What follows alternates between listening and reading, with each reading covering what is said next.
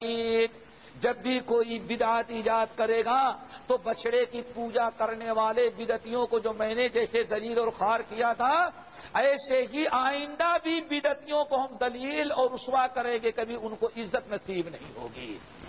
آپ نے سمجھا؟ ہماری نگاہ صرف غیروں پر جاتی ہے، اس کی وجہ سے فساد پھیل رہا ہے۔ وہ اس کا سارا اختیار، سارا پاور کس کے ہاتھ میں ہے؟ اللہ کے ہاتھ میں ہے۔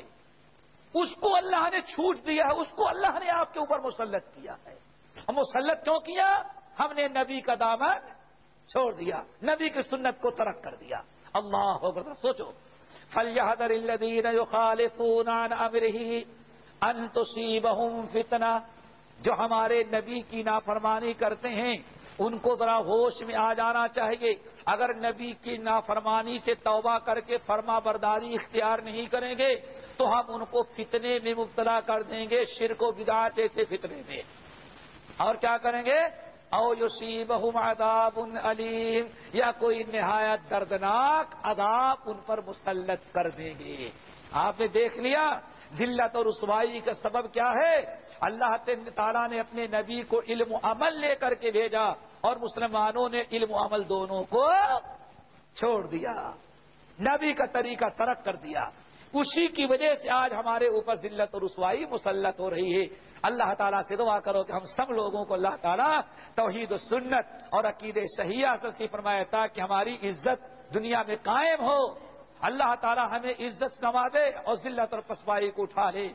اللہ اکبر۔ آگے اللہ کو کیا ارشاد فرماتے ہیں اور ذرا سن لو آخری جملہ حدیث کا، وَمَن تَشَبَّهَ بِقَوْمٍ فَهُوَ مِنْهُمْ، وَمَن تَشَبَّهَ بِقَوْمٍ فَهُوَ مِنْهُمْ، جو کسی قوم کی مشابہت اختیار کرے گا اللہ تعالیٰ اس کو بھی اسی قوم کے ساتھ شامل، اسی قوم میں شامل کرے گا۔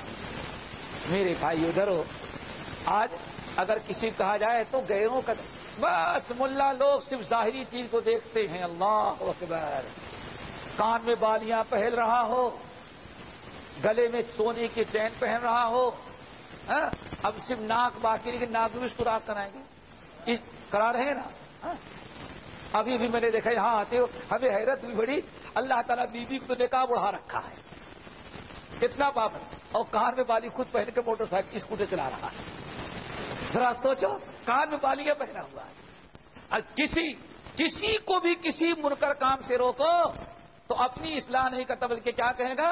بس ظاہری ہی چیزوں کو دیکھتے ہیں۔ اللہ تعالیٰ کس کو دیکھتا ہے؟ دل کو۔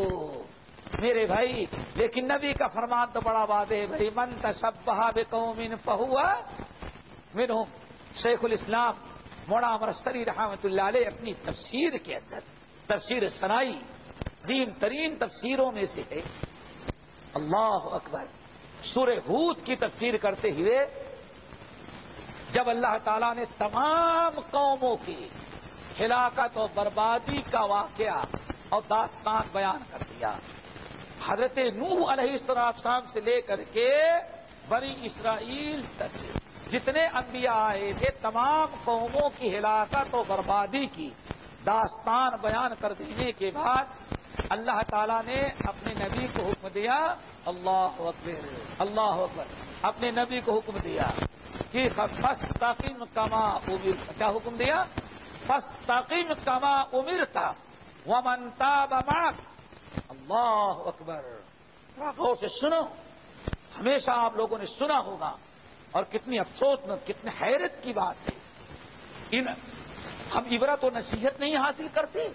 یہ قومیں جو ہلاک و برباد ہو چکی ہیں ہم سے پہلے، سورہ ہود نازل ہو چکی ہے، سورہ ہود نازل ہو چکی ہے، اس سے پہلے بھی انبیاء کے واقعات بیان کرنے والے کچھ صورتیں نازل ہو چکی ہیں۔ نبی علیہ السلام بیٹھے ہوئے ہیں، جب آپ بیٹھتے تھے تو ابو بکر صدیق بالکل آپ کے بازو میں دائیں جانب بیٹھا کرتے تھے۔ نبی علیہ السلام سب کو دیکھ رہے ہیں لیکن ابو بکر صدیق کی بار بار نگاہ نبی علیہ السلام پر جا رہی ہے، بہت دیر تک دیکھا، بار بار نگاہ اٹھا کر کے دیکھتے رہے، آخر میں فرمایا لقد شبت یا رسول اللہ، یا رسول اللہ آپ تو بوڑھے ہو رہے ہیں. اللہ اکبر. اور کیا پوچھا؟ یا رسول اللہ لقد شبت، آپ تو بوڑھے ہونے لگے. کیا بال سفید ہو رہے ہیں؟ انسان جب بوڑھے ہونے لگتا ہے تو چہرے کے اور بدن کے میں کچھ ڈھیلا پن آ جاتا ہے. لقد شبت یا رسول اللہ، اللہ رسول آپ تو بوڑھے ہو رہے ہیں. آپ نے فرمایا ہاں میں بوڑھا ہو رہا ہوں، لیکن تمہیں معلوم ہے ابو بکر ہمیں کس چیز نے بوڑھا کر دیا؟ شیبتنی سورۃ ہود، سورہ ہود نے ہم کو بوڑھا کر دیا. ہم بھی تو پڑھتے ہیں لیکن ہم کبھی نہیں غور کرتے کہ اللہ کے نبی کو سورت نے کیوں بوڑھا کر دیا. امام شوکانی رحمۃ اللہ علیہ کی قبر کو اللہ تعالیٰ نوروں سے بھرے، وجہ بیان کرتے ہیں کہ آخر سورہ ہود نے اللہ کے رسول کو کیوں بوڑھا کر دیا.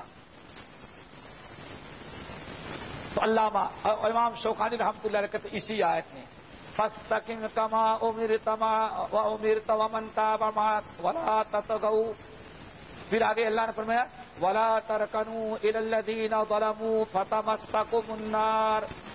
اللہ نے تمام قوموں کی ہلاکت اور ان کے گناہوں کا تذکرہ کرنے کے بعد، ہلاکت کے اسباب بیان کرنے کے بعد، جب سارے قوموں کی ہلاکت اور تباہی اور بربادی کی داستان مکمل ہو گئی تو اللہ تعالیٰ فرماتے کیا اے ہمارے نبی فاستقم کما امرت ومن تاب معک، آپ کو جیسے حکم دے رہے ہیں آپ اور آپ کے ماننے والے اسی پر ڈٹے رہیں گے تبھی تو خیر ہے. اللہ اکبر. کیوں سورہ ہود نے بوڑھا کر دیا؟ فاستقم کما امرت ومن تاب معک، آپ ڈٹے رہیں. کیسے؟ کما امرت، جیسے آپ کو حکم جن چیزوں کا دیا گیا ہے.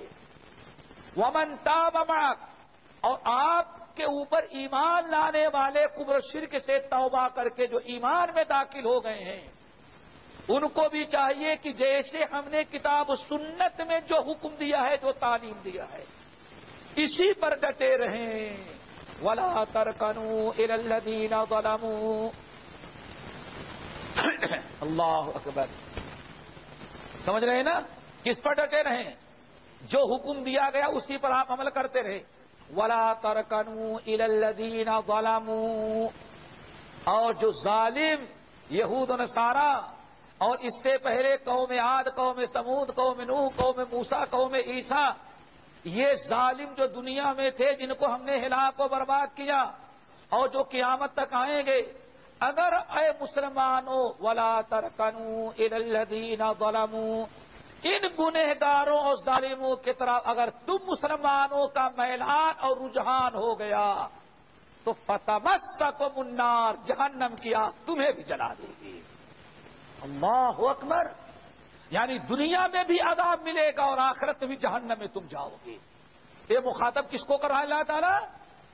جو کفر و شرک سے بعد آ چکی ہیں. ولا ترکنوا الی الذین ظلموا، یہاں ترکنوا رکون کا معنی شیخ الاسلام مولانا ثناء اللہ مرسری رحمۃ اللہ علیہ اپنے تفسیر ثنائی کے اندر بڑی پیاری تشریح کرتے ہیں. ایسی بہترین تفسیر میری نظر سے نہیں گزری. کہتے ہیں کہ اس آیت میں جو لفظ ہے جس کے معنی آتے مائل ہو جانا، کیا ہو جانا؟ مائل ہو جانا اور رجحان، کسی کی طرف رجحان کر لینا. شیخ الاسلام کہتے ہیں کسی کی طرف مائل ہونا اور رجحان کرنا دو طرح کا ہوتا ہے. ایک تو دل سے ہوتا ہے،